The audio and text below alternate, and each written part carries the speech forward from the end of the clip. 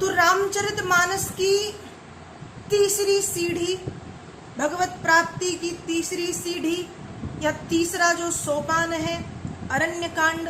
अरण्यकांड में प्रभु की माया ने इस तरह से कार्य किया कि बड़े बड़े ऋषि मुनि भी प्रभु की माया से भ्रमित हो गए। बड़े बड़े पंडित, बड़े बड़े ज्ञानी ध्यानी भी प्रभु की माया को देख करके भ्रम में पड़ गए।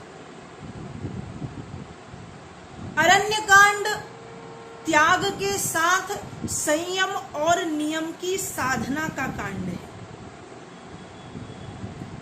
पहली सीढ़ी में बाल स्वभाव, दूसरी सीढ़ी में त्याग और तीसरी सीढ़ी संयम नियम की साधना एवं त्याग का कांड।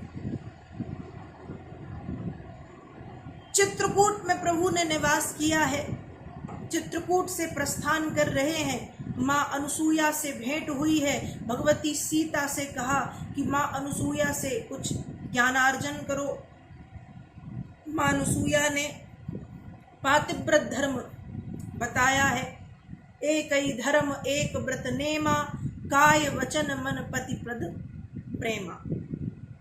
मैंने आपको बताया था कि आज इस जो सतीत्व है, जो सती धर्म है या जो पातिव्रत धर्म है, आज सारे संसार को, संपूर्ण विश्व को इस परम बल की परम आवश्यकता है। संपूर्ण संसार की माताओं को, देवियों को, बहनों को, कन्याओं को इस परम बल की आवश्यकता है। और आज यह परम बल मतलब सतीत्व कहीं ना कहीं समाप्त होता जा रहा है। हम अपनी शिष्टता, अपनी मर्यादाएं, अपना सदाचार सब भूलते जा रहे हैं। तो माँ अनुसूया बड़ा सुंदर ज्ञान का उपदेश देती है। राम जी ने जब कहा, भगवती सीता पहुंची हैं, चरणों के समीप में विराजमान हुई। सीता की विनम्रता देख के माँ अनुसूया प्रसन्न होती हैं और अपने पास में भगवती सीता को बिठा के पातिव्रत धर्म का वर्णन करती हैं कि एक पत्नी के लिए यदि सबसे बड़ा धर्म कोई है तो वो पातिव्रत धर्म है। एक ही धर्म एक व्रत नेमा, काय वचन मन पति पद प्रेम। केवल पातिव्रत धर्म का पालन करके एक पत्नी सब कुछ प्राप्त कर सकती है और भगवत कृपा की पात्र बन सकती है। आगे प्रभु बढ़ते हैं। सुतीक्ष मुनि से प्रभु की भेंट हुई। विराध का वध किया है। पंचवटी में विश्राम पक्षीराज जटायु से प्रभु की भेंट होती है। और यहाँ पर मैंने आपसे कहा कि अरण्यकांड त्याग के साथ साथ संयम और नियम की साधना का प्रसंग है। यहां पर आती है शूर्पणखा। शूर्पणखा आती है एक सुंदर देवी का रूप धारण करके। जहां पर राम और लक्ष्मण जी उसे देखते हैं, एक स्त्री है, सुंदर बन के आई है, देवियों की तरह, अप्सराओं की तरह। तो एक पुरुष मोहित हो सकता है, लेकिन यहां पर संयम और साधना और चरित्र कैसा होना चाहिए। राम जी के पास जब वो पहुंची तो राम जी ने बताया कि मैं विवाहित हूं, तुम मेरे भाई के पास जाओ।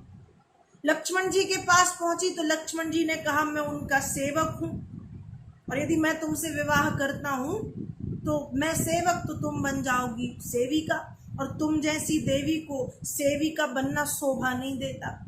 फिर राम जी के पास आई। राम जी ने फिर लक्ष्मण जी के पास भेजा। क्रोध आ गया भगवती सीता को, वो बड़ी क्रोधित दृष्टि से देखने लगी। और यहाँ लक्ष्मण जी ने नाक और कान काटे तो नाक कान बिनु वही विकरारा। यहाँ से शूर्पणखा भागी है।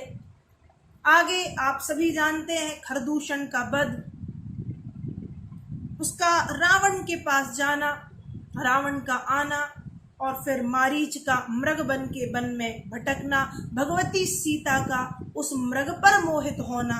राम जी जाते हैं, उसे मारते हैं। देखिए, मैंने आपको बताया था कि जब विश्वामित्र जी के आश्रम में राम पहुंचे हैं तो सुबाहु को तो मारा है पर मारीच का वध नहीं किया।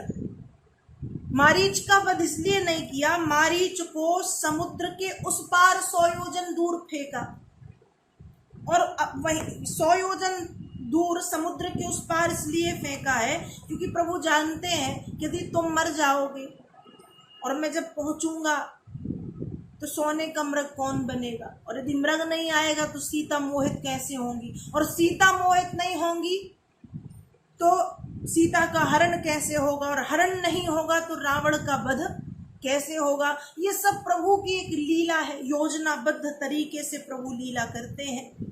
तो ये मारीच ने प्रभु की लीला में सहायता की।